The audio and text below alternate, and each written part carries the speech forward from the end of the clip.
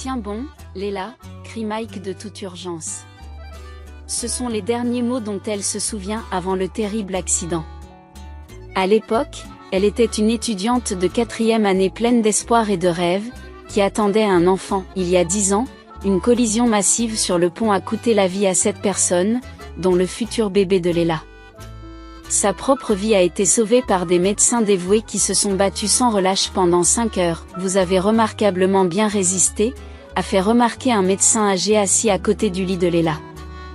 Vous vivrez, mais les dommages importants que vous avez subis vous empêcheront peut-être d'avoir des enfants à l'avenir. Néanmoins, compte tenu de la gravité de l'accident, vous avez une chance inouïe. Le destin devrait vous accorder un billet de loterie spécial pour un événement aussi terrible. La date de l'accident restera à jamais gravée dans la mémoire de Léla. Les paroles du médecin, bien que difficiles à accepter au départ, se sont avérées vraies au fil des ans. Léla est devenue l'épouse d'un homme d'affaires prospère. On dit souvent que les épouses jouent un rôle essentiel dans la vie de leur mari, et ces femmes sont admirées. Cependant, peu de gens pensent aux sacrifices qu'elles font pour soutenir la réussite de leur mari. Léla a elle aussi fait l'expérience de ces sacrifices. Contre l'avis de ses professeurs, elle a abandonné l'université pour se consacrer à l'entreprise de son mari. Mike était en train de créer une petite entreprise de production de meubles. Pourquoi sacrifiez-vous votre vie et votre carrière, s'interrogent les amis de Léla, inquiets. Quel est l'intérêt de mettre tous ses œufs dans le même panier? En quoi Mike est-il meilleur que toi? Tu étais sur le point d'obtenir ton diplôme avec mention, laisse-le se débrouiller pour subvenir à tes besoins pendant que tu poursuis tes études. Léla a compris leurs préoccupations et leurs arguments et a rassuré ses amis inquiets en disant: c'est lui qui a eu l'idée de créer l'entreprise de meubles, alors je dois faire des compromis. Et s'il devenait riche et te quittait, comme la plupart des hommes qui réussissent? Ses amis ont insisté: oh, voyons. Il m'aime et ne ferait jamais ça, Léla répond en souriant, imaginant déjà le délicieux repas qu'elle préparera pour son Mike bien-aimé. Voyant que Léla n'avait pas besoin de leurs conseils, ses amis se sont lavés les mains de la situation, regardant avec anxiété Léla sacrifier sa vie pour un homme. Même les parents de Léla ne sont pas satisfaits de sa décision. Son père, en particulier, souhaitait voir sa fille indépendante et prospère. Cependant, Léla était trop heureuse et inspirée par les rêves de son mari pour prendre au sérieux les inquiétudes de ses proches. Quant à Mike, il ne prête aucune attention au regard désapprobateur des connaissances de Léla. Il est totalement immergé dans son entreprise, dont l'objectif initial est la survie et la croissance. Mais le succès est à portée de main. C'est ainsi que Mike et son ami se lancent dans la conception et la fabrication de meubles dans le garage de Mike, gagnant lentement mais sûrement des clients. Léla, toujours à ses côtés, a créé l'atmosphère parfaite pour la créativité et l'évolution de la carrière. Elle a aidé Mike à relever des défis, à établir des partenariats précieux et à se constituer une solide clientèle. Léla est devenue la force motrice de leur entreprise d'ameublement en pleine croissance, qui a rapidement rivalisé avec les principaux fabricants en quelques années seulement. Leurs clients font confiance à la qualité irréprochable de leurs produits, et leur large gamme de meubles répond à tous les goûts et à tous les budgets, satisfaisant même ceux dont les revenus sont limités. Cependant, une ombre plane sur cette vie heureuse, l'absence d'enfants. Vos examens sont normaux et il n'y a pas de problème de votre côté, a confirmé le médecin lors du rendez-vous suivant. Il semble qu'il s'agisse d'un problème psychologique. Pourquoi ne puis-je pas tomber enceinte, demande Léla, dont la frustration est évidente. Tout est dans votre tête, a répondu le médecin. Lorsque vous êtes calme et satisfaite, tout est possible, mais je suis calme et satisfaite, proteste Léla, qui se sent blessée par les paroles du médecin. Le médecin demanda calmement: êtes-vous sûre? Léla est restée silencieuse, sachant au fond d'elle-même que le médecin avait raison. Après tout, le médecin avait travaillé avec des femmes pendant des décennies et comprenait parfaitement leurs problèmes psychologiques. La mère de Léla demande anxieusement: alors, qu'a dit le médecin? Quand nous donnerez-vous des petits-enfants? Ton père est malade et qui sait combien de temps il lui reste. Il aimerait passer du temps avec ses petits-enfants avant de mourir. Maman, ne dis pas ça, s'il te plaît, la rassure Léla. Papa ira bien, et j'aurai le temps d'accoucher. Tu auras plein d'occasions de te plaindre du comportement espiègle de mes enfants. Oh, j'aimerais juste pouvoir voir les bébés bientôt, soupire la mère. Malheureusement, le père de Léla est décédé 3 mois après cette conversation. Consumée par le chagrin, la mère de Léla n'a pas survécu longtemps, laissant Léla seule avec Mike comme seul parent restant afin d'investir dans l'entreprise de son mari et de développer leur société au fur et à mesure de l'augmentation de la clientèle. Léla a pris la décision de vendre l'appartement de ses parents. Cependant, ils ont rapidement dû faire face à un important revers financier. Je t'avais dit de ne pas acheter ces obligations. C'était trop suspect, fait remarquer Léla lorsque Mike se plaint d'avoir perdu l'argent qu'il avait investi. Même un aveugle aurait pu voir qu'il s'agissait d'une escroquerie. Pourquoi ne m'as-tu pas écouté ? La frustration envahit l'air alors que tous deux ressentent le poids de leur perte financière, au milieu des défis. Mike s'exclame, « Es-tu la seule personne intelligente ici ?» Léla répond calmement, « Je ne suis peut-être pas la seule, mais j'ai toujours été là pour te soutenir et prendre les meilleures décisions pour notre avenir commun. La société et moi prenons les décisions d'investissement. » Je croyais que nous étions tous les deux copropriétaires, s'exclame Léla avec surprise, mais ce n'est pas la question. Nous devons maintenant réduire les coûts. Où est le reste de l'argent que vous avez retiré ? Je l'ai placé dans des crypto-monnaies. Mike me l'a recommandé, répond sa collègue. Tu es folle, s'exclame Léla en se prenant la tête. Il est risqué de faire confiance à qui que ce soit.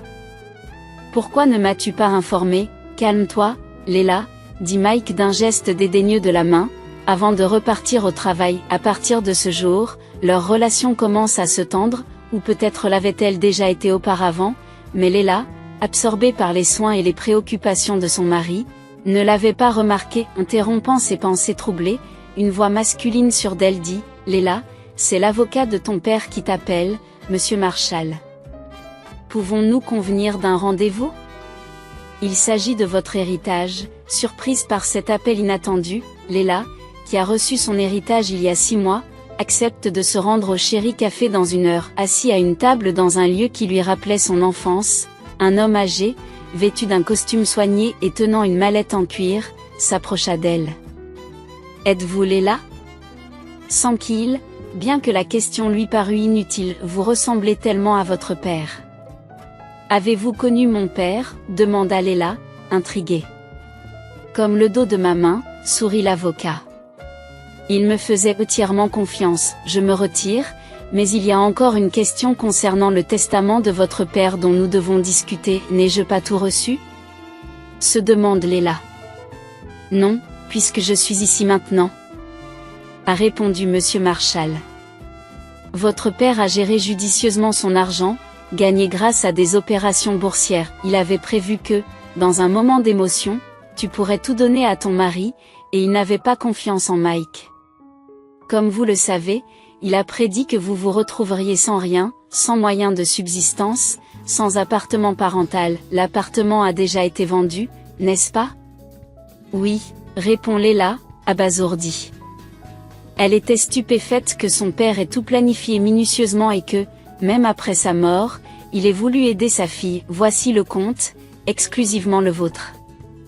Dépense cet argent pour toi-même ou pour ta société personnelle, enregistrée à ton seul nom. J'ai été désigné par votre père pour superviser les dépenses, et soyez assurés que pas un seul centime n'ira à votre mari ou à son entreprise. » « Mais ce commerce de meubles appartient à notre famille, » s'exclame Léla. « Comment pourrais-je utiliser l'argent uniquement pour moi ?» Monsieur Marshall sourit. « Vous comprendrez un jour, pour autant que je sache. Oh, la société a été enregistrée sous le nom de Mike et c'était avant votre mariage, vous vous demandez peut-être pourquoi. »« J'avais confiance en lui, » répondit obstinément Léla, « mais pas ton père, » dit gentiment l'avocat. « Gent, voici une carte bancaire conforme au testament de votre père. Vous recevrez chaque mois une certaine somme d'argent sur cette carte. Il s'agit des intérêts accumulés sur le dépôt, afin que vous ne dépendiez pas de votre conjoint, et voici le montant du compte principal, » explique l'avocat, qui inscrit une somme avec de nombreux zéros. « Lorsque Léa voit la somme d'argent que son père lui a laissée, elle est déconcertée. Comment a-t-il pu gagner autant d'argent? C'est impossible. Maman et lui menaient une vie ordinaire, s'exclame-t-elle en s'éclaboussant les mains de frustration. De qui crois-tu tenir ton talent pour les finances? En plus, il avait un ami loyal et pratique, comme moi, sourit Monsieur Marshall. Merci, dit Léla en serrant le vieil homme dans ses bras comme un père. Les larmes lui montent aux yeux et elle s'écrie, il me manque tellement, ainsi que maman. Moi aussi, ma fille, moi aussi, a répondu l'avocat en faisant ses adieux et en rentrant chez lui. Léla est rentrée chez elle comme si elle avait des ailes. Elle voulait partager la nouvelle de sa nouvelle richesse avec son mari. Mais, à sa grande surprise, il ne semble pas enthousiaste. Ton argent ne me concerne pas, lui répond sèchement son mari, cet avocat et ton père me considéraient comme une moins que rien. Il ne m'a montré aucun respect. Il s'est assis sur l'argent pendant que toi et moi nous nous débattions comme une mouche dans une fenêtre fermée. Bonne idée, père, ne parle pas de mon père comme ça, le rassure Léla. Mes parents nous ont beaucoup aidés. J'ai tout donné pour ton rêve, et nous l'avons réalisé. Maintenant, tu as ta propre entreprise. De quoi d'autre peux-tu rêver, qui t'a demandé de te donner à fond pour notre entreprise? Mike rétorque soudain, ce qui fait monter le ressentiment dans les yeux de Léla. J'ai un rêve, un fils et une fille, que tu ne peux pas me donner. La dernière phrase frappa profondément Léla, comme si un couteau chauffé au rouge lui avait transpercé le cœur. Elle ne s'attendait pas à une telle cruauté de la part de son mari, mais tu sais que je ne peux pas avoir d'enfant à cause de cet accident. Et tu y es pour quelque chose aussi. Tu ne te souviens pas? C'est un miracle que tu t'en sois sorti. Ils ont accusé le chauffeur du camion. Ce qui est fait, répondit Mike en se préparant à partir. Où vas-tu? C'est le soir, demande Léla. Je vais au bureau, j'ai trop de travail à faire parce que je n'ai pas de père riche qui pourrait me donner de l'argent, répondit sèchement Mike en claquant la porte derrière lui. Apparemment, il ne pouvait pas pardonner à sa femme de ne pas être en mesure de lui fournir un coussin financier, alors que la soirée se prolonge. Mike n'est toujours pas rentré à la maison, ce qui sème la panique dans l'âme de la femme. Cependant, les inquiétudes de Léla s'estompent lorsqu'elle entend la clé tourner dans la serrure et que Mike entre dans le couloir. Il était visiblement éméché, ce qu'il ne s'était jamais permis de faire un soir de semaine auparavant. Anxieuse, Léla lui demanda où il était resté si longtemps, mais Mike se contenta de rire comme un ivrogne et s'endormit sur le canapé, sans même prendre la peine d'enlever ses chaussures. Léla attribue le comportement de Mike au fait qu'il est bouleversé par l'héritage de son père et qu'il n'a pas confiance en lui depuis le début. Elle pardonne donc cette farce, déshabille Mike endormi et le met au lit. Cependant, ce faisant, elle perçoit une subtile odeur de parfum féminin. N'y voyant pas l'odeur de l'alcool, elle n'y prêta pas attention. Mike, mon amour, dit-elle en lui caressant la tête, Courtney, ma fille ensoleillée. Mike marmonnait de façon incohérente dans son sommeil, en mentionnant le nom de Courtney. Léla se figea de surprise, réalisant qu'il délirait sur le fait d'avoir des enfants, et qu'elle ne pouvait pas lui en donner. Mike avait déjà appelé sa fille Courtney dans ses rêves, tandis que Léla pleurait amèrement, essayant d'étouffer ses sanglots pour ne pas réveiller son mari ivre. Le lendemain matin, Mike est de bonne humeur, tandis que Léla n'arrive pas à se débarrasser de son malaise. Pourquoi agis-tu si bizarrement? Demande Mike avec nonchalance tandis que sa femme prépare le petit déjeuner. Tu as l'air d'avoir passé toute la nuit dans un bar sportif, à encourager ton équipe préférée. Si seulement, répondit Léla en s'endormant, quelqu'un était rentré ivre du travail hier soir. Tu ne serais pas au courant de ça, n'est-ce pas? Mike s'offusque et rétorque. Pourquoi ne puis-je pas prendre un verre avec un vieil ami? Nous ne nous sommes pas vus depuis longtemps. Léla s'enquiert de cet ami. Ce qui fait exploser Mike de colère et fait frémir Léla d'effroi. Il est parti en claquant la porte, la laissant désemparée au milieu de la cuisine. Dans l'après-midi, Léla décide de se rendre au magasin, situé non loin du bureau de son mari. Elle voulait lui faire plaisir en lui offrant un somptueux dîner et en corrigeant les imperfections qui apparaissaient de plus en plus fréquemment dans leur relation. En entrant dans le magasin, elle croise Carol, la secrétaire de Mike qui travaille dans leur entreprise depuis le début. « Léla, c'est bon de te voir », s'exclame Carol en se précipitant à sa rencontre. Léla l'invitait à venir les voir, mais Carol hésite, disant qu'elle ne pense pas que Mike serait heureux de la voir. « Vous vous promenez en pleine journée de travail ?» Léla lui demande en plaisantant, « Tu es allé chercher du pain d'épices et du café ?»« Non, j'ai quitté mon travail il y a quelques mois », répond Carol. Léla reste là, surprise. Le salaire n'était-il pas satisfaisant ? Nous aurions pu négocier une augmentation. Carol hésite un instant avant de répondre évasivement, disons qu'il y a une raison morale derrière tout ça, la curiosité l'emporte sur Léla. Et qui est à votre place maintenant ? Demande-t-elle. Carol rougit et répond, oh, il y a une nouvelle secrétaire qui s'appelle Courtney. En fait, j'ai trouvé un autre emploi et je dois encore m'y habituer. Léla saisit l'occasion pour poser une autre question. Au fait, vous avez fait une fête de famille hier ? J'ai vu Mike acheter un magnifique bouquet de fleurs et un énorme ours en peluche. Non, il était au travail tard hier soir et il est rentré ivre à la maison, répond Léla. Carol demande doucement, tu es sûre ? Léla prit congé et poursuivit son chemin, mais cette étrange conversation l'avait troublée. Le dîner était prêt, mais elle ne retrouvait pas la même joie que le matin. Des pensées incertaines la hantent et elle n'ose pas demander directement où son mari a passé la nuit précédente et avec qui. Et si ses soupçons étaient infondés et que Carol cherchait simplement à se venger de Mike pour son licenciement, le dîner est sur la table, mais Mike n'est toujours pas arrivé. Il se présente sur le pas de la porte 2 heures plus tard. Léla se force à sourire, cachant son inquiétude. « Longue journée de travail ?» demanda-t-elle avec sympathie, en aidant son mari à enlever sa veste. Elle sent une odeur familière, celle d'un parfum français coûteux, indéniablement celui d'une femme. Après avoir inspecté sa chemise à la recherche de traces de rouge à lèvres et n'en ayant trouvé aucune, Léla se calma, pensant qu'elle se faisait trop d'illusions. « Oui, il y a beaucoup de travail, » répondit Mike, je discutais de la stratégie de développement de l'entreprise pour l'année prochaine. Je suis épuisée, je vais manger un morceau et aller me coucher. Déçue, Léla ne peut retenir sa frustration. Mais je me suis préparée toute la journée. Cela fait 3 heures que je cuisine, dit-elle, on ne peut pas passer du temps ensemble, comme avant ? Souvenez-vous, on s'asseyait, on parlait, on riait et on se remémorait des souvenirs, suggéra Léla. Mike lui coupe brusquement la parole. Je n'ai pas envie de rire maintenant, Léla. Nous devons augmenter la production et cela nécessite de l'argent. Je te l'ai dit, je suis fatiguée. Tu ne m'entends pas, c'est vrai ce qu'on dit, les femmes deviennent ennuyeuses quand elles deviennent femmes au foyer. Léla, déconcertée par l'impolitesse de son mari, décida de ne pas envenimer la situation. Le reste de la soirée se déroule en silence, le tic-tac de l'horloge semblant mesurer le temps qui nous sépare de la fin du dîner familial. Léla espère des lendemains meilleurs. De temps en temps, elle se rend dans la cuisine pour essuyer ses larmes. Lorsque Mike se lève de son siège, il la remercie pour le dîner et quitte la salle à manger sans le baiser habituel, ce qui éveille des soupçons dans l'âme de Léla. Des questions se posent. Pourquoi Carol a-t-elle cessé ses visites ?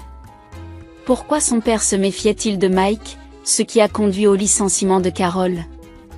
Ces questions tourbillonnent dans l'esprit de Léla, sans réponse. Déterminée à découvrir la vérité, elle tombe malade quelques jours plus tard, en proie à des faiblesses et à des poux rares, et se retrouve finalement sur un lit d'hôpital. Le jeune médecin, perplexe, informe Léla que ses examens sont normaux, mais que son état est inquiétant, ressemblant aux symptômes d'un empoisonnement toxique et d'une crise cardiaque. Léla, craignant le pire, demande à voix basse si elle va survivre. Assurée de sa survie, le médecin s'est empressé d'en trouver la cause. Léla a raconté un repas modeste composé d'un rôti et de vin rouge, laissant le médecin perplexe. Une IRM n'a révélé aucune anomalie, laissant l'équipe médicale perplexe. Léla, bien qu'en voie de guérison, est bouleversée par l'absence de soutien de son mari, Mike, pendant les 5 jours d'examen.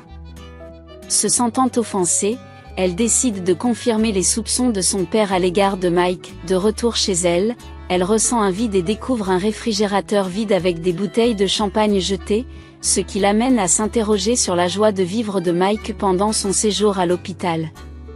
S'adressant à la photo de Mike sur le manteau de la cheminée, Leila le confronte à sa négligence. Déterminée, elle décide qu'il est temps de le dénoncer. Forte de ses compétences technologiques, elle installe discrètement une caméra cachée en face de la commode ancienne, cadeau de son père. Elle place un document important dans un dossier qu'elle cache dans le tiroir du haut, prête à dévoiler la vérité sur son mari. Leila contemple la petite clé d'argent qu'elle tient dans sa main. Elle exprima sa gratitude à son père pour ce cadeau attentionné, sachant qu'il pourrait l'aider dans la situation difficile dans laquelle elle se trouvait. Il ne lui restait plus qu'à attendre que le temps passe plus vite, en espérant que Dieu lui donnerait la force d'endurer. Leila a décidé de préparer un dîner pour deux dans les limites de sa santé. Pendant que le coursier livrait les courses, elle se rendit dans la chambre à coucher pour choisir une tenue qui la mettrait en valeur. Elle a appliqué sa crème préférée au parfum agréable sur son visage et son cou, savourant ce moment. Cependant, elle se heurte à un problème lorsqu'elle se rend compte que ses robes lui pendent comme des cintres.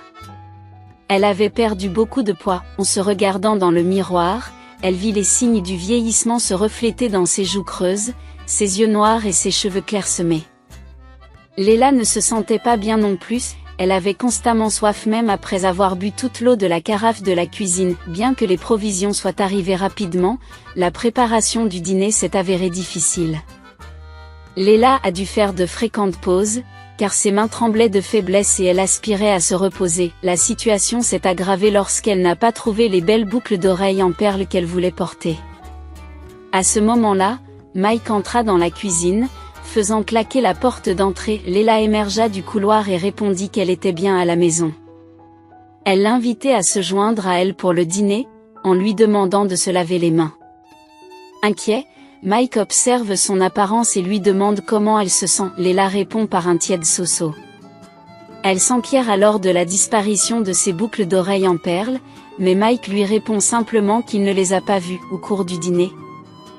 Leila révèle à son mari que quelque chose d'étrange lui est arrivé ces derniers temps. Elle se dit incertaine du temps qu'il lui reste à vivre.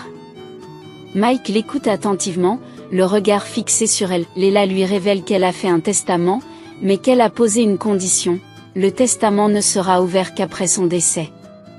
Elle lui tend la clé et demande sa promesse. Mike s'empresse de répondre qu'il honorera sa demande, mais un soupçon d'hésitation persiste dans ses paroles. Il ajoute qu'il espère ne pas en arriver là. Le piège est tendu. Leila a ouvert la porte aux soupçons. Si Mike découvrait le testament avant l'heure, cela révélerait ses véritables intentions et confirmerait qu'il n'attendait d'elle que de l'argent. Anxieuse, elle guette le moindre signe indiquant qu'il s'approcherait de la commode. À l'insu de Mike, elle avait installé une application spéciale sur son téléphone pour surveiller ses faits et gestes. 3 jours passent, mais Mike ne s'approche pas de la commode. Leila commence à se sentir soulagée. Ils reprirent leur routine, continuant à vivre ensemble dans l'incertitude. Les compagnons de Leila se serrent les uns contre les autres, ce qui lui procure un sentiment de calme. Malheureusement, sa mystérieuse maladie réapparaît et son état de santé se dégrade rapidement. Elle a été rapidement ramenée à l'hôpital en ambulance. Lorsque Leila a repris conscience, elle s'est retrouvée face au docteur Lito et à un homme inconnu en pleine discussion. « Allons, Travis. C'est n'importe quoi !» s'exclame le docteur Lito, visiblement frustré. « Vous êtes médecin et j'ai déjà rencontré des patients comme elle, ce n'est pas bon. » chuchota Travis avec insistance. « Si nous ne les aidons pas à temps, pourquoi ne pas demander l'aide d'un herboriste compétent, comme Mamie ? Ou peut-être devrions-nous essayer une sorte de rituel chamanique. De cette façon, nous pourrons peut-être acquérir un nouvel appareil à ultrasons. » Le docteur Litko tape de la main sur la table, exprimant son désaccord avec véhémence. « Nous sommes dans un hôpital, pas dans un village forestier. N'impliquons pas notre grand-mère, elle est âgée et souffre d'hypertension. » Leila, qui a entendu cette conversation, chuchote doucement au docteur Litko. « De quoi parlez-vous ? Des chamans, le docteur Litko se penche et prend le pouls de Leila, soulagé de constater qu'elle est réveillée. Oh, vous êtes réveillée. C'est une bonne chose. Ne faites pas attention à mon frère, il ne fait que plaisanter. Reposez-vous pour l'instant, je reviendrai vous voir plus tard. Leila resta seule dans la chambre, appréciant le fait que cette fois-ci, Mike avait choisi le meilleur service pour elle.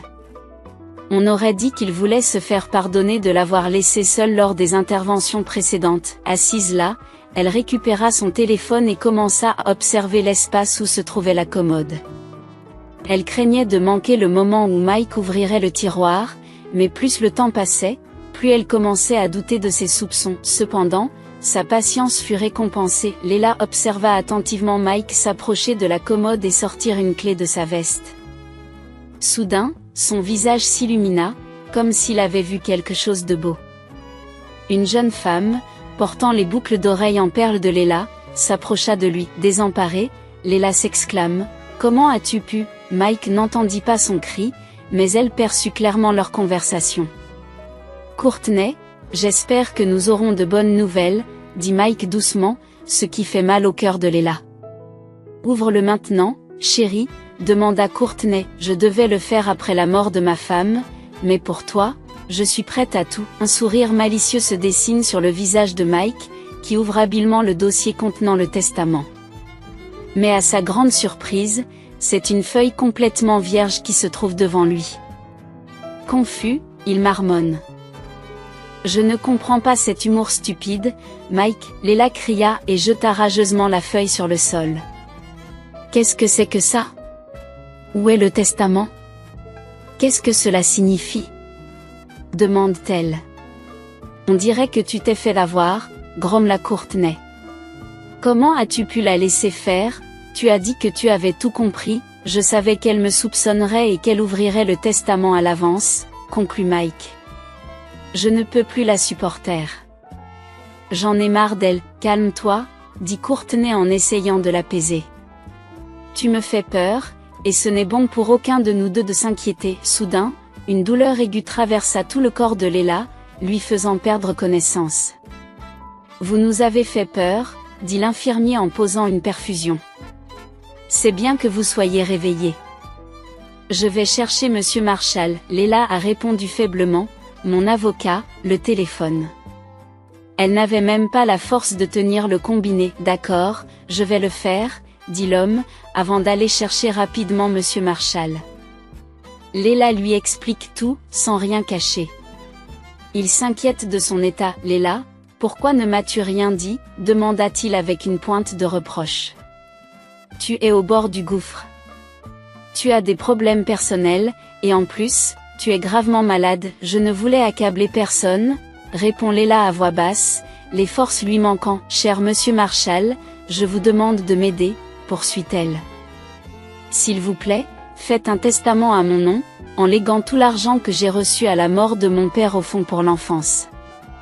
Ils le distribueront équitablement. Je n'ai jamais eu d'enfant, alors au moins je peux aider les enfants des autres. Je ferai tout ce que vous voudrez, » répond Monsieur Marshall, les lèvres tremblantes. « Êtes-vous sûr de ne rien laisser à votre conjoint ? Je le ferai, » a affirmé Leila. « Je lui lègue ma vieille commode. » Monsieur Marshall ne peut s'empêcher de rire. Même dans une situation aussi désastreuse. Tu sais toujours comment faire une blague. C'est pour cela que ton père t'adorait. Et je comprends pourquoi. Après le départ de l'avocat, Leila réfléchit un instant. Elle s'était toujours préoccupée du bien-être de son mari, mais qu'avait-elle reçu en retour ? Pas de famille, pas d'enfants et pas de foi en l'avenir, c'est tout ce qui reste de leur mariage. Même dans ses rêves, Mike parlait de Courtney. Naïvement, Leila avait d'abord cru qu'il rêvait d'avoir une fille. Aujourd'hui, elle n'a devant elle qu'une maladie inexpliquée et un sentiment de vide. Des larmes de ressentiment coulent sur son visage alors qu'elle réfléchit à une vie consacrée uniquement à un seul homme. Elle n'avait pas vu les maladies et les décès de ses parents parce qu'elle était accaparée par les affaires de Mike et qu'elle s'occupait de lui quand ils en avaient besoin. Elle n'avait pas été là pour eux, et maintenant elle se retrouvait complètement seule. La prise de conscience de sa propre solitude a écrasé Leila. Même la situation s'est aggravée pour Léla, qui s'est découragée et s'est trouvée incapable de sortir du lit à la fin de chaque journée. Travis, l'infirmier, remarque sa détresse et s'assoit à côté d'elle, un plateau à la main, essayant de lui remonter le moral. Il lui dit « Et, pourquoi vous sentez-vous si déprimé, Travis ?» Léla a répondu calmement « Je ne veux pas, Travis. Laisse-moi m'abandonner paisiblement à la mort. » Travis s'exclame « Pas question. Il faut que tu manges quelque chose. » Voyant l'expression surprise et confuse de Léla, il se corrige rapidement en disant « Je veux dire, prends du bouillon de poulet. » Travis tente de secouer la tasse de bouillon de manière artistique, mais sa maladresse l'a fait se renverser sur le sol. Étonnamment, cette mésaventure provoqua un rire silencieux chez Léla, comme si sa force récemment énergique s'était évaporée en même temps que la soupe renversée. Saisissant l'occasion, Travis réussit à verser quelques cuillerées de bouillon chaud à Léla, ce qui la soulagea immédiatement. Elle sourit et le remercia pour son geste. Travis répondit « De rien, Léla, c'est mon devoir et ma passion d'aider les gens. Mais cela fait un moment que je t'observe attentivement. Que se passe-t-il? Comment en es-tu arrivé là ?» Léla, le visage baigné de larmes, répond doucement « Je n'ai nulle part où aller. » Sentant son désespoir, Travis chuchote « Tu dois t'échapper d'ici. Ils ne pourront pas te soigner. J'ai une solution, même si elle va à l'encontre des souhaits de mon frère. Laisse-moi t'emmener chez ma grand-mère, qui est une guérisseuse et une herboriste chevronnée. Elle faisait des merveilles dans la fleur de l'âge, et je pense qu'elle peut t'aider. » Léla s'interrogea sur ses intentions et lui demanda pourquoi il voulait l'aider. Travis haussa les épaules et admit « Pour être honnête, je ne sais pas vraiment moi-même. Il y a quelque chose en vous qui a attiré mon attention. » Léla a accepté d'essayer cette alternative, réalisant qu'elle n'avait rien à perdre. Plus tard dans la nuit, à l'heure convenue, Travis arrive avec des vêtements pour Léla. Elle les enfila, en raison de sa fragilité, il la porta sans effort hors de l'hôpital, sans attirer l'attention. Ils ont pris un taxi pour se rendre à la maison de grand-mère Evelyn, située dans un village non loin de la ville. La maison est ornée de lierre et les herbes aromatiques y poussent en abondance. Evelyn, assise sur un banc, aperçut son petit-fils portant Léla et vint l'aider. Ils firent entrer Léla dans la maison et la déposèrent délicatement sur un lit haut et confortable, orné de plumes douces. Evelyn présenta à Léla une préparation médicinale à consommer, accompagnée de prières et d'enchantements. En la buvant, Léla sentit un sommeil apaisant et relaxant l'étreindre. Elle entendit la voix réconfortante d'Evelyn dans son sommeil et murmura sa gratitude à la vieille dame. Léla dormit presque toute une journée et fut réveillée par l'odeur alléchante de pâtisserie et de nourriture fraîchement préparée. Elle ressentit soudain une faim intense qui lui parut inhabituelle. Peu à peu, elle sentit ses forces revenir. « Bonjour, salua Léla. Qu'est-ce que tu m'as donné à boire? C'est une décoction d'ortie cueillie à la pleine lune, infusée de prières au sein, explique Evelyn. Pour faire simple, cela a permis de bannir la malveillance qui t'avait affecté, et il y en avait une quantité importante en toi. J'ai dû vous changer 3 fois de vêtements. » Léla s'examina et remarqua qu'elle portait une longue chemise de lin, brodée avec amour par les mains attentionnées de quelqu'un. « Merci, » dit-elle doucement. « Pas besoin de me remercier, » répondit Evelyn. « Vous devriez plutôt témoigner votre gratitude à mon petit-fils. Sans lui, vous auriez péri en vain. Ils t'ont nourri, ma chère, avec une substance vénéneuse provenant de crapauds jaunes. On en trouve dans nos marais. Aucune analyse n'aurait permis de déceler la cause de l'empoisonnement, et cette toxine prive l'homme de ses forces et de sa vitalité, » s'exclame l'herboriste. Léla est perplexe. « Mais qui pourrait me faire ça? Je n'ai jamais fait de mal à personne, il n'est pas toujours nécessaire de faire du mal aux autres. Parfois, il suffit de vivre une bonne vie, » soupire Evelyn. « C'est pourquoi les gens peuvent devenir furieux ou envieux, et quelqu'un de proche t'a empoisonné. Il a contaminé votre crème pour le visage. Votre visage et votre cou ont été les plus touchés, présentant un état jaunâtre et transpirant. Cependant, il y a encore un résidu en vous. Oh, Evelyn, aide-moi, s'il te plaît, supplie Léla. Je te donnerai autant d'argent que tu veux, je n'ai pas besoin de votre argent. Je fais cela pour mon petit-fils, répond Evelyn en souriant. Il a dû se prendre d'affection pour vous. Et c'est un homme bon. Le soir venu, Léla reprend peu à peu des forces. Elle réussit à quitter son lit et à se déplacer après qu'Evelyn eut effectué un rituel de purification pendant son bain. Léla commence à se sentir encore mieux qu'avant, comme un phénix qui renaît de ses cendres. Lorsque Travis est rentré du travail, il a été étonné de trouver Léla et sa grand-mère en train de cuisiner des boulettes ensemble. Il s'exclame « Waouh! Grand-mère, tu t'es surpassée. » Léla, regarde, oh là là, je me sens terriblement mal.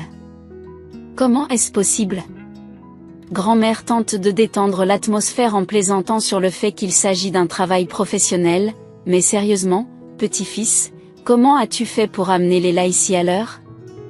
Au fait, comment va ton frère, est-il en colère? Travis sourit et dit, il va bien. Il m'a laissé sans bonus, prétendant que c'était pour s'autogérer. Nous devrions probablement le confronter à la réalité pour qu'il se débarrasse de son orgueil, gromme la grand-mère. Les 3 jours suivants s'écoulèrent paisiblement et calmement pour Léla. Elle ne s'est jamais sentie aussi bien, elle était heureuse d'être au village, de respirer l'air pur, de savourer des plats délicieux, de se sentir en contact avec la nature et d'apprécier la simplicité et la chaleur des gens. Elle a décidé de rester, à la grande joie d'Evelyn et de Travis. La guérisseuse cherchait depuis longtemps un successeur et Travis avait développé de forts sentiments pour la belle Léla au grand cœur. Cependant, cette période idyllique a été interrompue lorsque Mike, l'ancienne vie de Léla, a débarqué à l'improviste. Il ne s'attendait manifestement pas à voir Léla en si bonne santé, et il parut désagréablement surpris. « Eh bien, bonjour, dit-il d'un ton sarcastique. Alors, c'est ici que tu te cachais. L'hôpital m'a dit que tu t'étais enfui. Comment avez-vous pu faire cela? Tu aurais pu mourir sans traitement. Bonjour, répond calmement Léla. Et qui? Je me le demande, est responsable de ma maladie? Le savez-vous? Partir n'importe où est mon droit, mais empoisonner quelqu'un est un crime grave. Le visage de Mike pâlit. Quel poison, je n'y connais rien, s'écrie-t-il, et vous ne savez rien non plus sur votre maîtresse, Courtney, n'est-ce pas? Demande Léla, qui ne se soucie plus de l'infidélité de son mari. Elle avait compris qu'elle ne l'aimait plus. Je n'ai pas de maîtresse, s'écria Mike, dont le visage devint rouge. Mais les images de la caméra disent le contraire, dit Léla en souriant. Au fait, j'ai demandé le divorce. Mon avocat me contactera. Je suis ravie de l'apprendre, cela fait longtemps que je veux divorcer, hurle Mike. J'en ai assez de toi. Je possède toute l'entreprise, y compris ta maison. Tu as signé l'acte de donation sans même regarder. Oui, mon père avait raison à ton sujet, et je lui suis reconnaissante de son aide, sourit Léla. Je suis désolée pour votre Courtney. Je crois qu'elle connaîtra le même sort que moi. Maintenant, sortez. Cette maison est trop propre pour quelqu'un comme toi, et Mike partit en claquant bruyamment la porte. Léla ne peut plus retenir ses larmes et sanglote. Evelyn se précipita pour la réconforter. Ne sois pas triste, ma chérie. Tu es encore jeune, et nous recommencerons à vivre, si Dieu le veut. Tout s'arrangera pour toi, dit-elle en caressant la tête de Léla. Regarde comment Travis te regarde. Il ne peut pas te quitter des yeux. Léla avoue à la vieille dame, je crois que c'est réciproque, vas-y et informe-le, sourit Evelyn alors qu'il se débattait avec ses émotions. Plus tard dans la soirée, les deux amoureux, Léa et Travis, ont eu une conversation à cœur ouvert et ont décidé de se marier une fois le divorce de Léla prononcé. Ils n'ont pas eu à attendre longtemps pour cela. Monsieur Marshall a fait en sorte que Léla se sépare rapidement de son mari infidèle, plutôt que d'organiser un mariage somptueux. Le couple a opté pour une cérémonie simple au bureau de l'état civil, entouré de ses amis les plus proches et de sa famille. Léla, je ne te souhaite que du bonheur dans la vie, a déclaré Monsieur Marshall en embrassant la jeune femme, ton père approuverait ton choix. Travis est un homme digne. Merci, a-t-elle répondu. Nous avons également décidé d'ouvrir un petit centre médical dans le village. Actuellement, il n'y a pas d'ambulancier ici, et les malades doivent se rendre en ville pour obtenir des services médicaux. De plus, nous voulons créer un bureau de médecine alternative, dont Evelyne sera responsable. Cependant, il semble que nous ayons besoin d'un permis spécial pour cela. Ne vous inquiétez pas, je m'occuperai de toutes les formalités administratives, assure Monsieur Marshall. Utiliser les fonds de votre père est la meilleure chose à faire. Oui, je crois que papa serait d'accord, a déclaré Léla. Alors que la construction du centre médical était en cours, Evelyne a transmis toute sa sagesse à Léla. La vieille dame lui a également légué un ancien livre de plantes médicinales, un héritage précieux qui avait été transmis de génération en génération dans la famille. Il s'agit d'un manuscrit volumineux, relié en cuir rouge, que Léla étudie assidûment sous la direction d'Evelyne. Rapidement, Léla devient experte dans la connaissance des herbes et de leurs propriétés médicinales, découvrant les véritables causes des maladies. La maison compte désormais 2 herboristes, Léla et Travis. C'est à ce moment-là que Léla comprend pourquoi elle n'a jamais terminé ses études à l'université. Sa véritable vocation est de soigner et de sauver les gens. Ses talents extraordinaires sont rapidement reconnus par la grand-mère de Travis, Evelyne, qui décède paisiblement 2 semaines avant l'ouverture du centre médical. Léla a été submergée par le chagrin, incapable de manger ou de boire pendant 3 jours, alors que l'on préparait les funérailles. La première nuit suivant les funérailles, Léla a rêvé d'Evelyne. « Ne pleure pas, ma petite fille, ce n'est que le début d'une nouvelle vie pour moi, et tu dois continuer mon travail. Prends soin de Travis et du miracle qui l'attend. Je suis avec toi, grand-mère. S'il te plaît, ne pars pas, s'écria Léla dans son sommeil. Elle fut réveillée par Travis, qui était rempli de peur. Après une nuit de sommeil réparateur, Léla a retrouvé sa force et sa détermination. Elle s'est sentie obligée de suivre les instructions d'Evelyne. Une semaine plus tard, le centre médical, qui porte le nom de sa grand-mère Evelyne, ouvre officiellement ses portes au public. Les gens viennent en masse chercher de l'aide et du soutien, en particulier dans le bureau de médecine non traditionnelle où Léla donne elle-même des consultations. Toutes les personnes qui ont fait appel à elle sont reparties satisfaites, grâce au soutien indéfectible de Travis dans tous les aspects de son travail. Cependant, une préoccupation constante tourmente Léla. Bien qu'elle suive fidèlement les conseils d'Evelyne, Léla n'arrive toujours pas à concevoir. Son corps semblait s'accrocher au passé, réticent à se débarrasser de la douleur et du ressentiment. Evelyne avait insisté sur la nécessité de se libérer de ses souvenirs pesants pour ouvrir la voie à la maternité. Malgré cela, le cœur de Léla se languissait toujours de Mike, et cela la peinait profondément. Un jour, alors que Léla s'habille, elle entend des voix à la fenêtre. Piquée par la curiosité, elle se rendit rapidement dans la cour. La fraîcheur de la nuit d'été l'accueille alors qu'elle rejoint la foule rassemblée des villageois. Ils se sont séparés, révélant une femme enceinte inconsciente allongée sur une civière improvisée. Son os s'était déjà rompu et sa voiture, garée sur le bord de la route de contournement boueuse, n'avait pas démarré. Je revenais de la ferme quand j'ai vu cette femme enceinte bloquée dans sa voiture, explique l'un des habitants. J'ai appelé à l'aide et ils ont fait venir l'ambulance. Cependant, en raison des routes boueuses après la pluie, il faudra 1h30 pour qu'elle arrive. Les voisins de Léla l'ont supplié de faire quelque chose pour sauver la vie de cette femme. Elle se penche pour évaluer la situation et se rend compte qu'il s'agit de Courtney, la maîtresse de Mike. Non, elle ne mourra pas, répond Léla avec conviction. Amenez-la à l'intérieur. Elle se tourna ensuite vers Travis et lui demanda de demander d'urgence l'aide du médecin de l'hôpital de son frère. Travis enfourche rapidement sa moto et traverse le champ pour aller chercher le médecin. Lorsque Courtney a été amenée au centre médical, elle a repris conscience et a croisé le regard de Léla. La peur et la culpabilité envahissent son visage baigné de larmes. « S'il vous plaît, pardonnez-moi », gémit Courtney dans la douleur. J'ai de profonds remords devant vous. Dieu pardonnera et je t'ai déjà pardonné, l'a rassuré Léla. Maintenant, concentrons-nous sur la sécurité de l'accouchement de vos enfants. Mais d'abord, dites-moi comment vous vous êtes retrouvés ici. Pourquoi errais-tu seule la nuit? Parce que je suis seule, répond Courtney. Mike a été emprisonné pour fraude fiscale et escroquerie. Je l'ai supplié d'arrêter d'être si avide, mais il n'a pas écouté. Ils lui ont tout saisi et nous ne nous sommes jamais mariés.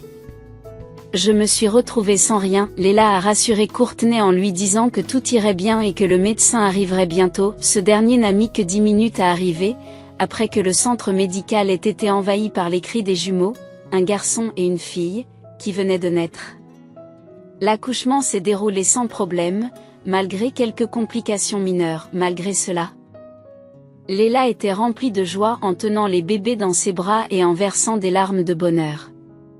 En revanche, Courtney les regardait tranquillement, les lèvres serrées, comme si ce bonheur lui échappait. Le médecin a examiné Courtney et a confirmé que son corps était en bon état. Courtney a ensuite été transférée dans le service, tandis que les jumeaux ont été emmenés pour être nettoyés et enveloppés. Leila se tourna vers Courtney et lui demanda comment elle comptait les appeler. Courtney haussa les épaules et tourna le dos au mur, montrant ainsi son incertitude. Leila lui dit de se reposer et de dormir, fermant la porte derrière elle et laissant une bouteille de jus de grenade et un bol de porridge sur la table pour la jeune mère. Leila passa toute la nuit avec les bébés, essayant de ne pas déranger Courtney qui avait besoin de repos et de force avant de pouvoir commencer à nourrir les enfants.